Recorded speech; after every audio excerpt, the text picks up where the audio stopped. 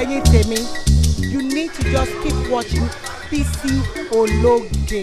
Ẹ̀yin náà mọ̀ wípé ètò tó máa ń gbé àwọn èèyàn jàǹkànjàǹkàn wá ni, ètò tó máa ń mú àwọn èèyàn jàǹkàn wá bá yín ni. Don't change that.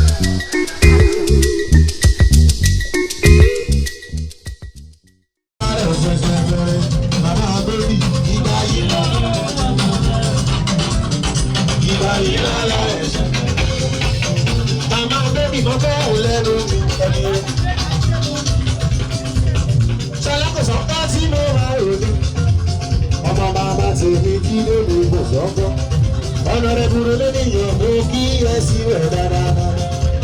Bàbá tèmi yín ká ní bọ́ọ̀dì.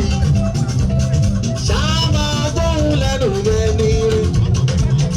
Ọlọ́láyé lọ́lọ́rọ̀ mi. Ẹni àpótẹ́gbẹ̀rẹ̀ what's wrong? Ó ní appreciation. Mo dúpẹ́ onímọ̀ rẹ̀ bàbá tó pẹ̀ mí. Ẹlẹ́nìyàn ló sanwó màmá bébì ṣáàmà wọlé máa appreciation.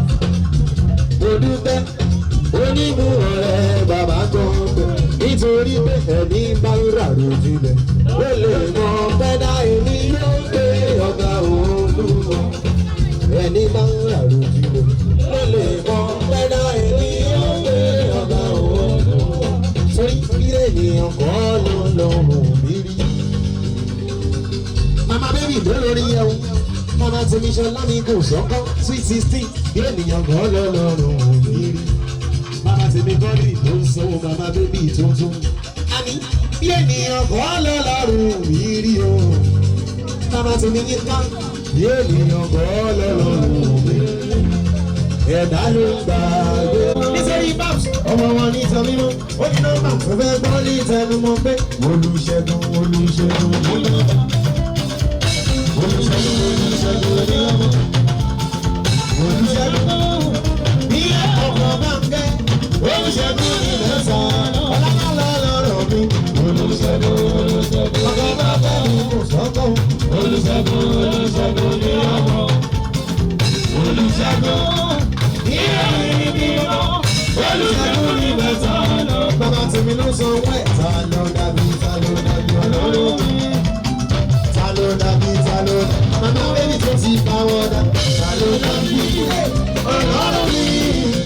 Sọ́jà lórí tó mú lórí. Salo dàbí ọlọ́run mi. Salo dàbí ọlọ́run mi. Salo dàbí ọlọ́run mi. Salo dàbí ọlọ́run mi. Sọ́jà lórí tó mú lórí. Ó wá sọ pé jọ̀gbọ́n fún wa nílé. Jọ̀gbọ́n fún wa nígbà tó. Jọ̀gbọ́n fún wa lọ́sọ̀. Jọ̀gbọ́n fún wa lórí.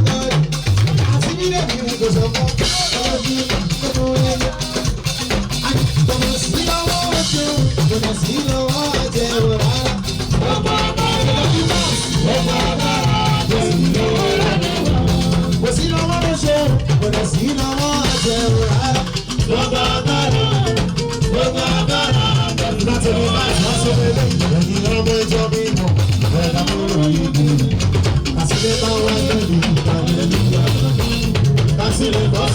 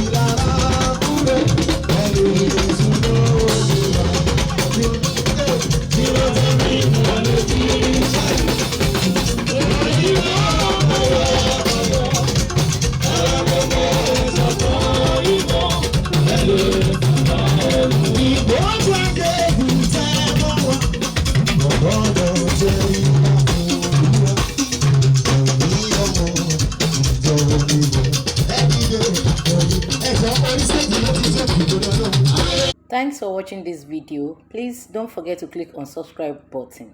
Kindly comment and share. We drop new videos daily. Thank you. God bless you.